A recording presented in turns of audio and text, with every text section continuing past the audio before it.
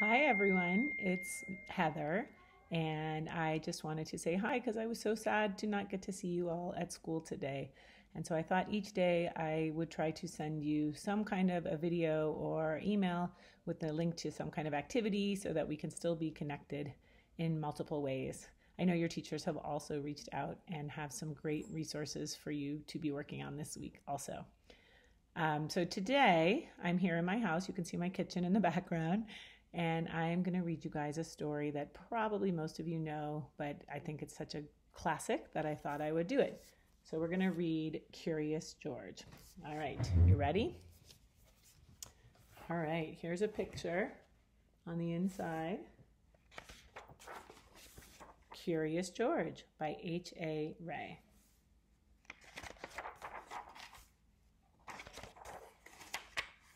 This is George. He lived in Africa. He was a good little monkey and always very curious. I know many of you are also always very curious. One day, George saw a man. He had on a large yellow straw hat. The man saw George too. What a nice little monkey, he thought. I would like to take him home with me. He put his hat on the ground, and of course, George was curious. He came down from the tree to look at the large yellow hat.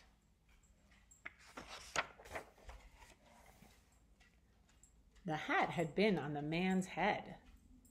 George thought it would be nice to have it on his own head. He picked it up and put it on.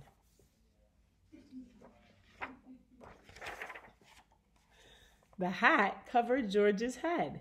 He couldn't see. The man picked him up quickly and popped him into a bag. George was caught. Oh, how do you think he feels right there? Here, pause the video for a second and maybe talk about how you think he feels. All right, moving on. The man with the big yellow hat put George into a little boat, and a sailor rowed them both across the water to a big ship. George was sad, but he was still a little curious. On the big ship, things began to happen. The man took off the bag. George sat on a little stool, and the man said, "George, I am going to take you to a big zoo in a big city. You will like it there. Now run along and play, but don't get into trouble." George promised to be good, but it is easy for little monkeys to forget.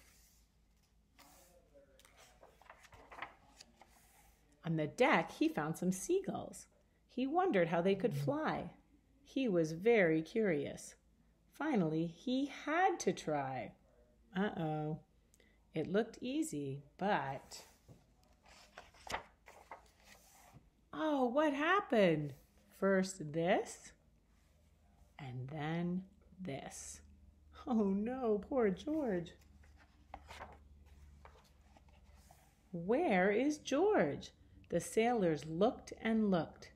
At last they saw him struggling in the water and almost all tired out.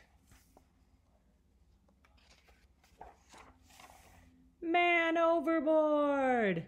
the sailors cried as they threw him a lifebelt. George caught it and held on.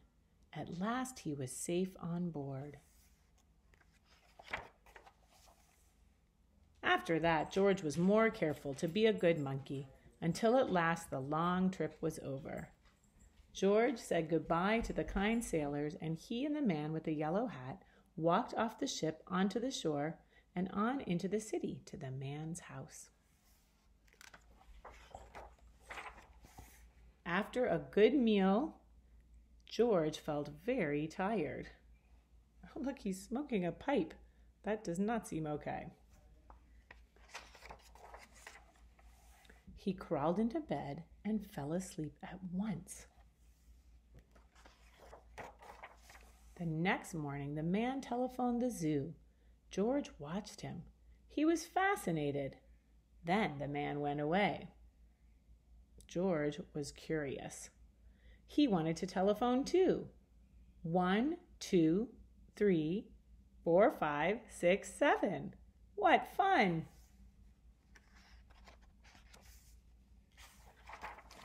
Ding-a-ling-a-ling! George had telephoned the fire station. The firemen rushed to the telephone. Hello? Hello, they said, but there was no answer. Then they looked for the signal on the big map that showed where the telephone call had come from. They didn't know it was George. They thought it was a real fire. Uh-oh. Hurry, hurry, hurry! The firemen jumped onto the fire engines and onto the hook and ladders. Ding dong, ding dong.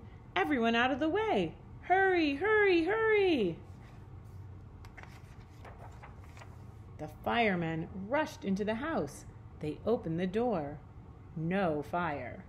Only a naughty little monkey. Oh, catch him, they cried. George tried to run away. He almost did, but he got caught in the telephone wire. And a fireman caught one arm, and another fireman caught the other. You fooled the fire department, they said. We will have to shut you up or you can't do any more harm. They took him away and shut him in a prison. George wanted to get out. He climbed up to the window to try the bars. Just then the watchman came in. He got on the wooden bed to catch George, but he was too big and heavy. The bed tipped up, the watchman fell over, and quick as lightning, George ran out through the open door. He hurried through the building and out onto the roof. And then he was lucky to be a monkey.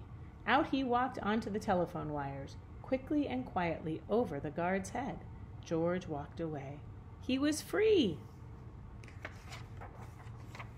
Down in the street, outside the prison wall, stood a balloon man. A little girl bought a balloon for her brother. George watched. He was curious again. He felt he must have a bright red balloon. He reached over and tried to help himself, but instead of one balloon, the whole bunch broke loose. In an instant, the wind whisked them all away, and with them went George, holding tight with both hands. Up, up he sailed, higher and higher. The houses looked like toy houses and the people like dolls. George was frightened. He held on very tight. I don't think he looks very frightened in that picture, do you? I think it kind of looks like he's having fun. At first, the wind blew in great gusts. Then it quieted.